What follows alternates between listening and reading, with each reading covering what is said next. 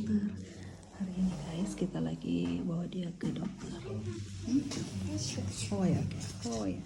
Di dokter ada tempat mainan anak-anak.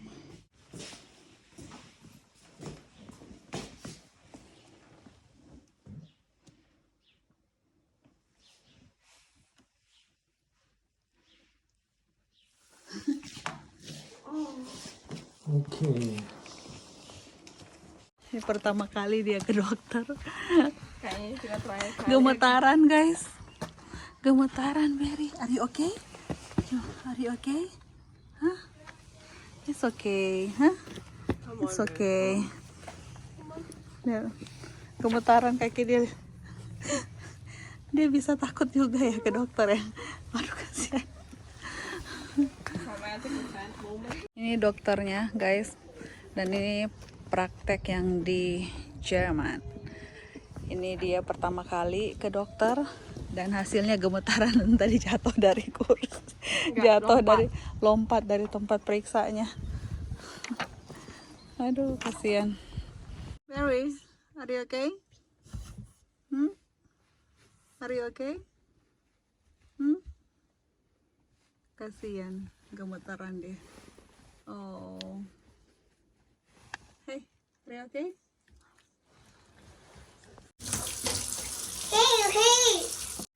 Halo guys, sampailah kita ke akhir video ini. Dan seperti judul vlog ini, cara beli anjing di Jerman. Jadi guys, di Jerman ini kita tidak akan menjumpai anjing dan kucing di pet shop. Pet shop itu atau toko hewan. Karena di sini itu ada undang-undang perlindungan hewan yang dimana anjing dan kucing itu dianggap tidak terawat dengan baik kalau ditaruh di pet shop. Karena mereka berteriak dan dianggap itu mereka lapar dan tidak diperhatikan dengan baik. Jadi akhirnya keluar satu peraturan kalau tidak bisa ada di pet shop. Jadi di mana kita bisa mendapatkannya? Kita mendapatkannya di peternak anjing dan peternak kucing. Dan itu berada di rumah mereka masing-masing. Jadi mereka memeliharanya di rumah dan mereka mempunyai dokumen yang sah sebagai peternak. Jadi mereka berhak untuk membuat satu peternakan anjing. Jadi mereka setelah itu bisa iklanin kalau sudah lahir, dan ada juga yang diiklanin sebelum lahir. Misalnya mereka udah tahu 2 bulan lagi akan lahir, mereka akan mulai mencari pembeli-pembelinya.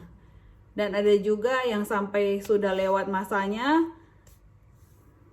3 bulan, 4 bulan gitu, masih ada juga yang masih dijual gitu anak anjingnya. Jadi nggak semua gampang laku ya guys ya, apalagi dengan harga di sini juga yang nggak murah.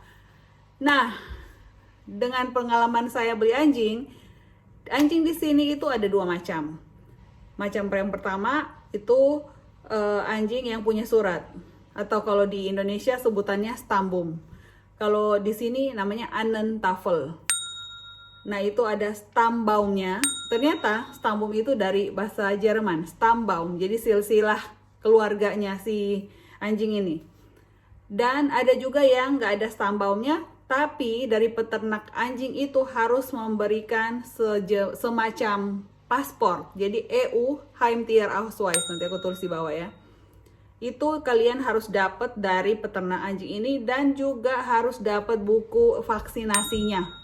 Setidaknya mindestannya itu paling kurang ada beberapa vaksin dan obat cacing. Obat cacing itu harus beberapa kali dan bentuknya tablet. Dan biasanya itu dikasih barengan snack atau makanan gitu guys. Oke.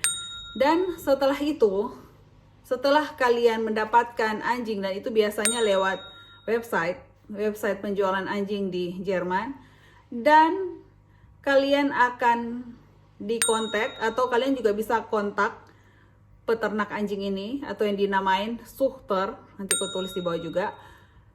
Setelah mereka membaca pertanyaan kalian biasanya ada yang langsung membalas dan interaksi lewat aplikasi tersebut, tapi ada juga yang langsung memberikan nomor teleponnya. Jadi kalian bisa kontak lewat WhatsApp atau lewat telepon biasa. Kalian harus memberikan mereka keyakinan kalau kalian ini layak mendapatkan anjing dari mereka. Karena mereka ini akan pilih juga, jadi nggak sembarangan mereka jual ke orang karena takutnya anjingnya disalahgunakan. Katanya seperti itu. Jadi nggak gampang juga mendapatkan seekor anjing dari peternak-peternak anjing ini. Jadi mereka mungkin dengan telepon, setelah itu kalian, kalau dia merasa yakin dengan kalian, dia akan memberikan jadwal kapan kita bisa ketemu. Dan setelah itu dia akan memberikan alamat rumah dia. Setelah memberikan alamat rumah, kita akan ke sana untuk wawancara. Seperti interview pekerjaan. Tapi biasanya kayak pengalaman saya kemarin, kita langsung kontak lewat WhatsApp dan dia langsung berikan alamat. Dan ini yang kedua kali ya, anjing yang kedua. Anjing yang pertama soalnya gagal karena ada beberapa hal. Anjingnya kayaknya kurang gimana ya? Bisa nggak ya bilang di sini ya? Bisa nggak bilang di sini guys? Pokoknya yang satu gagal karena sesuatu dan lain hal.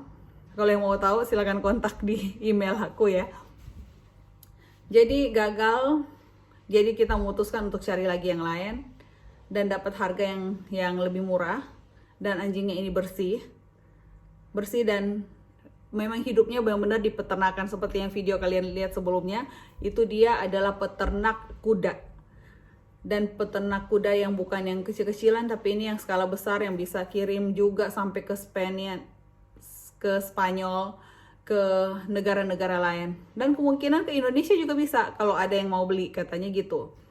Dan jadi dengan nggak tahu ya, dari pas pertama WhatsApp dia langsung merasa yakin gitu kalau langsung kasih alamat, langsung dealin harga, dan kita langsung datang. Dan perjalanan kan 3 jam ya dari sini.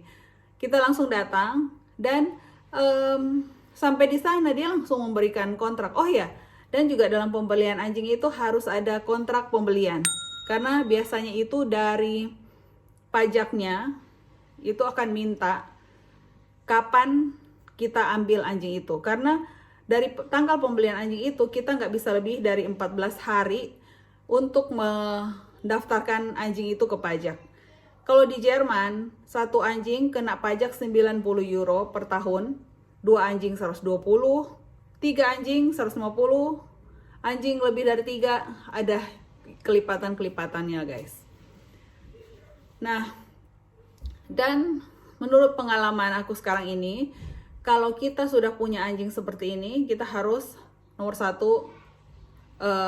daftar pajaknya.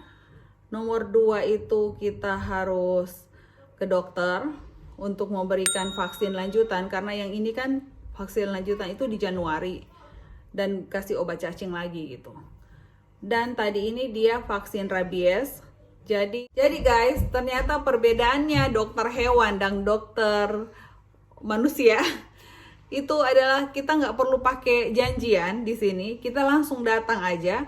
Dan kalau di praktek yang ini dokternya tuh nggak punya perawat, dia jaga sendiri. Tapi memang pengalaman pertama ya ke dokter hewan, karena selama ini kan merasa dokter manusia itu kan agak ribet gitu guys. Kita mau ke dokter aja butuh waktu lama gitu baru bisa dapat janjian gitu. Tapi ternyata kalau ini langsung datang bisa gitu. Tapi memang kita ada orang lain juga, pasien lain juga, jadi kita ngantri menurut kesadaran masing-masing. Jadi kalau kita yang duluan ya udah kita masuk gitu duluan. Jadi seperti itu antriannya. Siapa yang duluan datang, dia yang pertama dilayani. Gitu guys. Nah, sampai sini dulu kita mau lihat si Berry dimandiin untuk pertama kalinya. Hey, wait. Dia mau say bye-bye.